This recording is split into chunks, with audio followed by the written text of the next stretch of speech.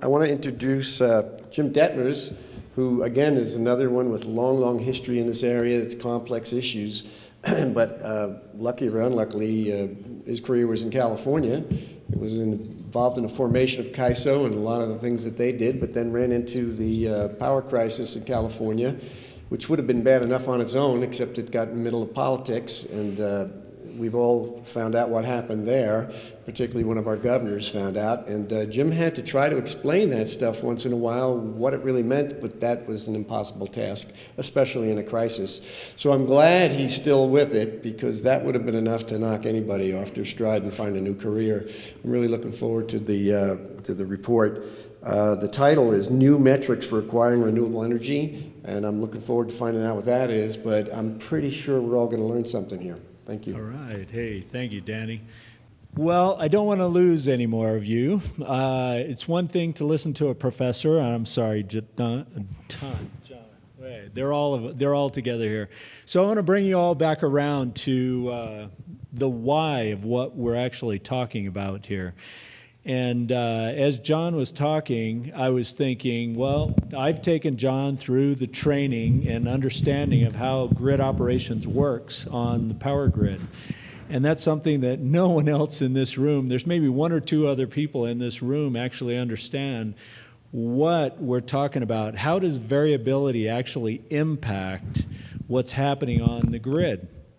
And everybody in this room believes that when you turn on the light switch, you'll get lights. And fortunately, today is one of those days where system frequency is actually being managed very well. And so the lights look fairly well lit, and they probably look across the United States and across the West. They're all managing frequency. And who is it that's actually managing frequency?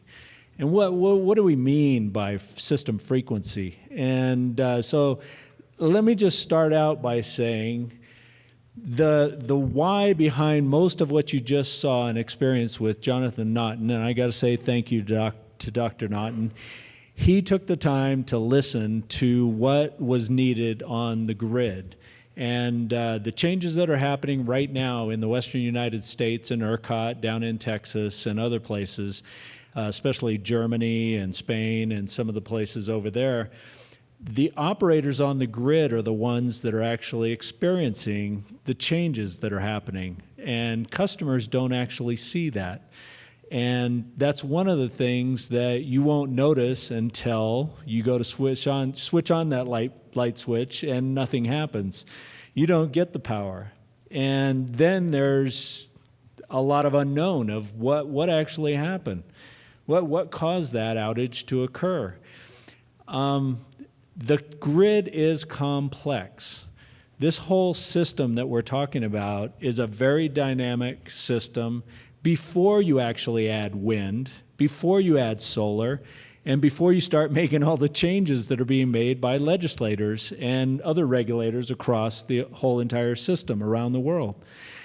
We need to take the time to begin, if we're going to go down this road and we really want to sell Wyoming wind, which I do because I know now that after these studies that we did, and Jonathan knows this, Jan knows this, everyone here knows that there are huge benefits to keeping the system reliable by getting the diversity on this system. That was the message that you just heard. That is huge. And I know several of you out there were leaning back and gasping for air and other things like that as you heard that, but that was huge. That was completely a change in the direction from where we're going right now. So when we start talking about metrics, what we're really talking about, you have to go back. How many people in the room have investments in stocks and or mutual funds? Come on, you guys, wake up here. All of you better raise your hands here. All of us do. And if you've got a 401k, if you've got IRAs, if you've got different things, if you don't have something invested, then I'll worry about you. But when you go to look at what those investments are, you look for information to make the decision of what you're going to invest in. You look for all kinds of information. Many of you go to Morningstar. Some of you look at MarketWatch. Other of you pull up information on Google Finance and all the different websites that are now out there. But you're getting statistics on mutual funds. You get the variability of mutual funds. What we're talking about here is the very same thing, to put a value number on the resources and portfolios that are out there on this system. And when you add something to your portfolio, if you have an advisor, you have to get that advice from them. You go to the E.F. Huttons, he's not around anymore. You go to the Jones and the Merrill Lynch and everyone else, and you have to ask them what is, I know I dated myself, I'm sorry about that, but anyway, you have to get that information from a qualified individual so that you can trust him and say, I think this is the right choice. They're looking at metrics, and they're looking at the metrics of the market and how that's going to affect your portfolio and how much diversity in your portfolio you're going to need. This is identical to that. So don't get too far off track in thinking about any of this stuff. So I'm going to be talking from the perspective of a grid operator trying to keep the lights on when the supply is not controllable any longer. Meaning I now have a whole raft, I maybe have 5,000, 6,000 megawatts of solar on the grid. Most people would say, well, that's nice.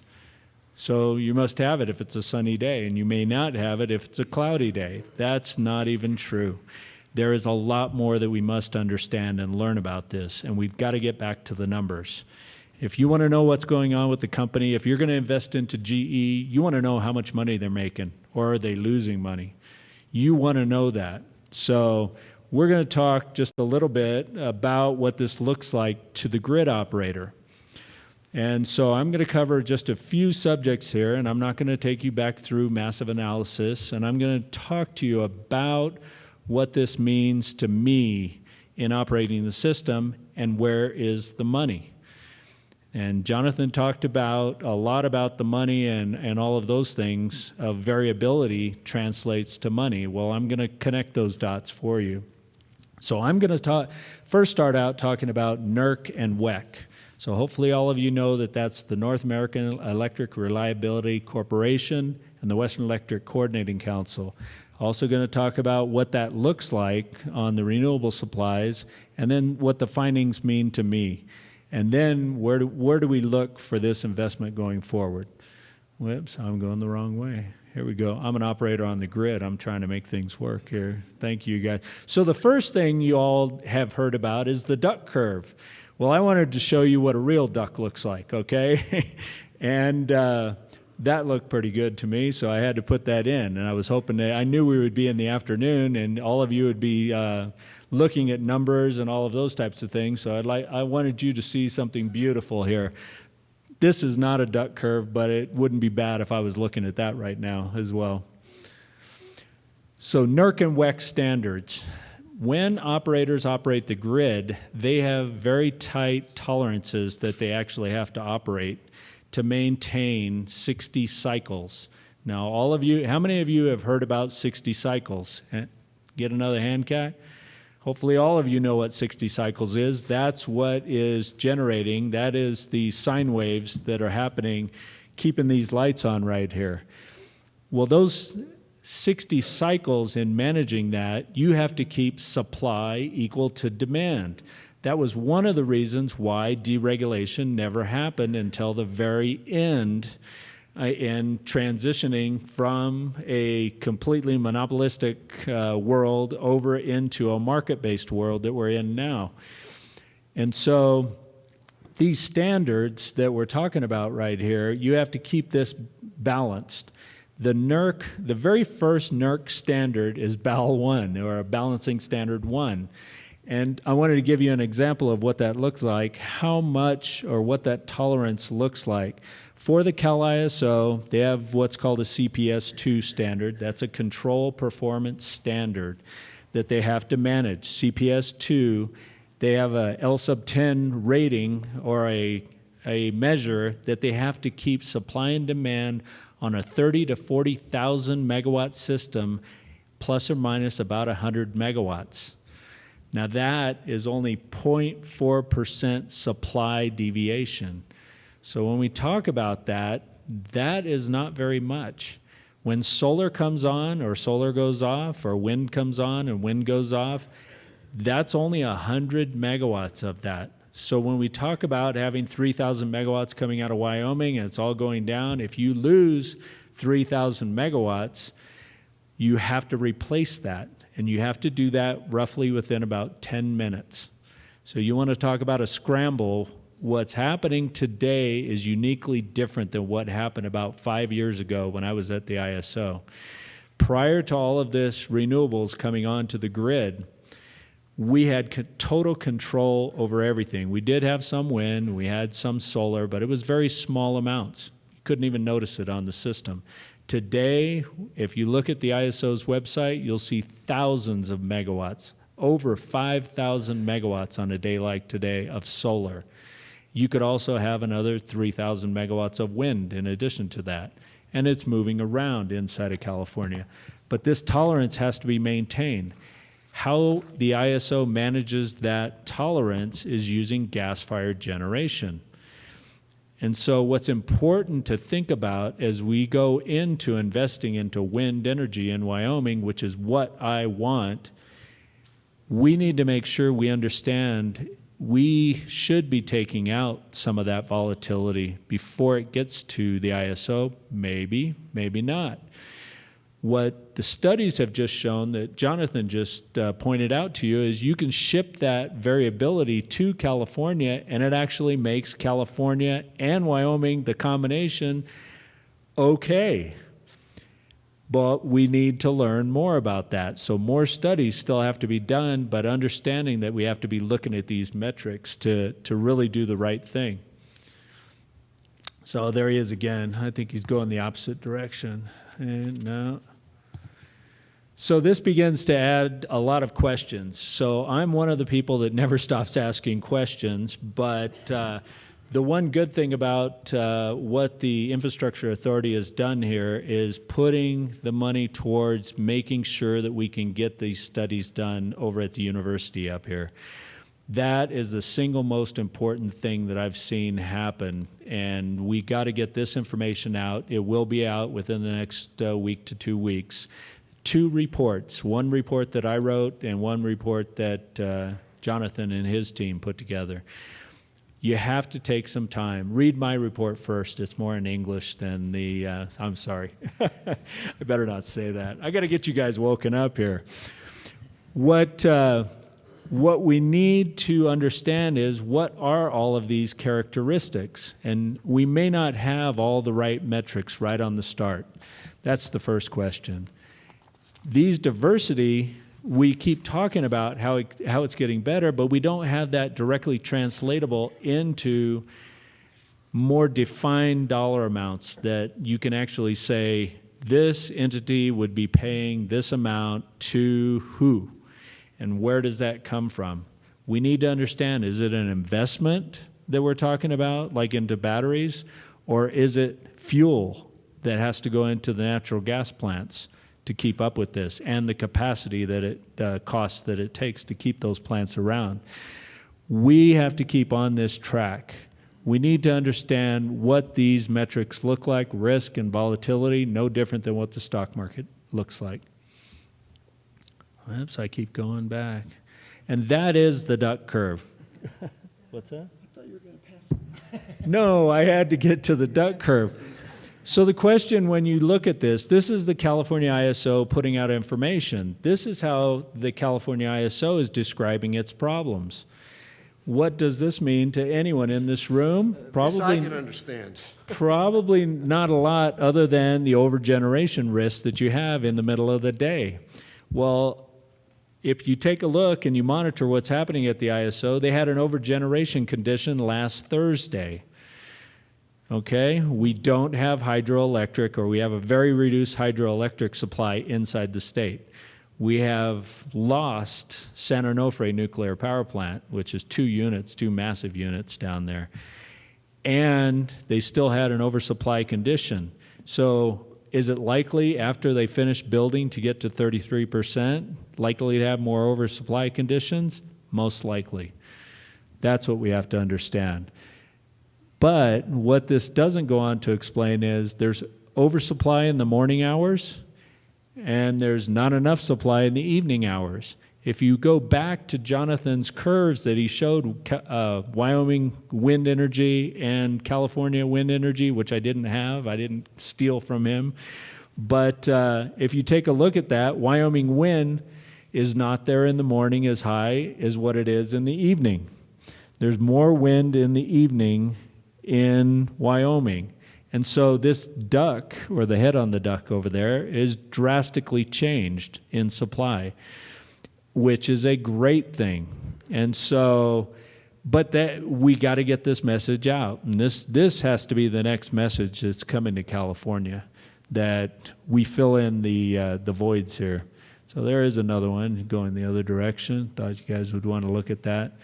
So when we go on to describe it, so far we've been describing this is we think our wind is better up here in Wyoming.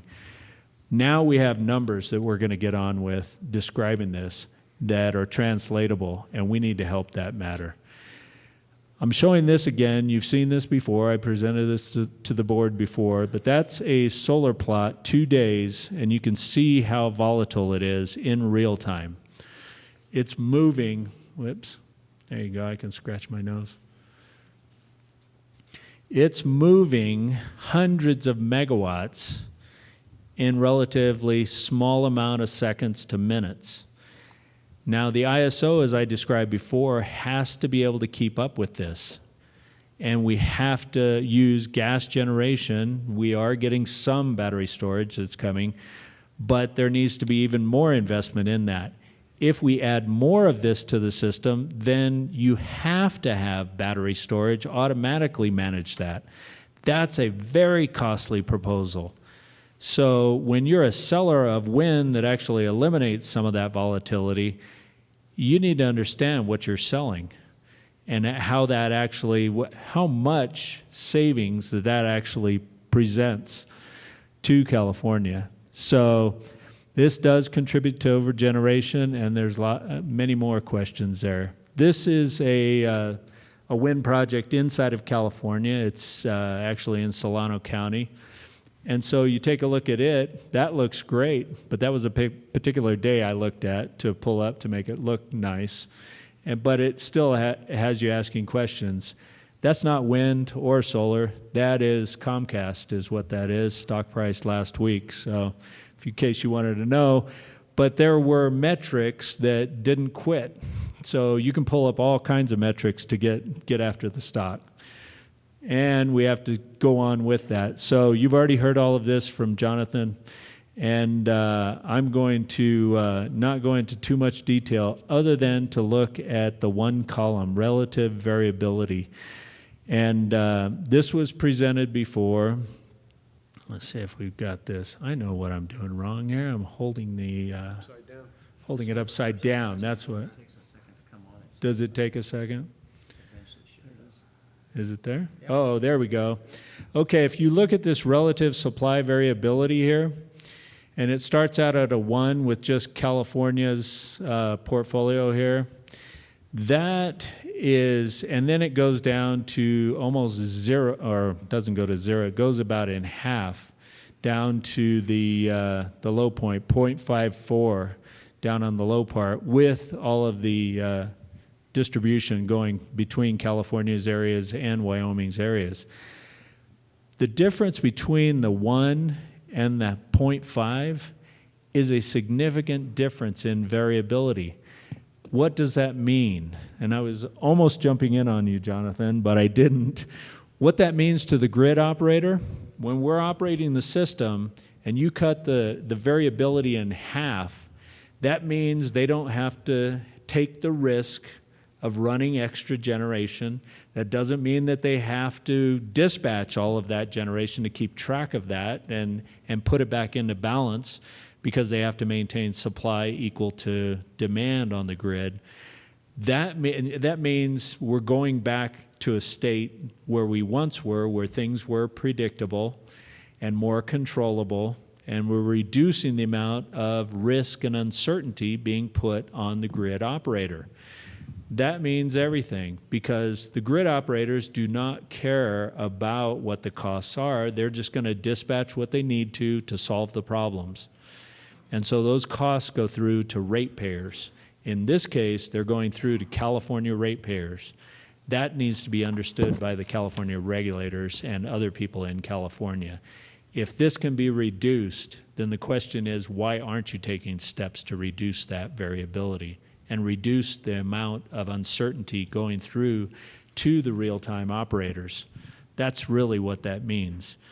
The grid operators just have to meet mandatory requirements that are in the NERC standards. And they have to meet that because that is the United States Congress ordered after the 2003 East Coast blackout. They made it mandatory. So it will be done at whatever the cost is that the operators have to manage that volatility. That's what needs to be understood in the end. And so the cost could be very high today. It could be even higher tomorrow. And on this one, it's the same thing. Well, the other benefits to this, not only operational, I'm looking down at the lower portion of this slide right here. The operational, there's greater renewable energy to be delivered to California because you're not in an oversupply condition. You're reducing the amount of oversupply because you're bringing it in, you're filling it in, and not just during the peak hours, you're filling in it across the day.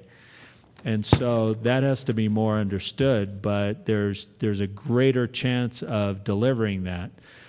There's less production deviation, which is what I was just talking about, and less unit commitment probably required of the grid operators to have that generation ready to solve those problems.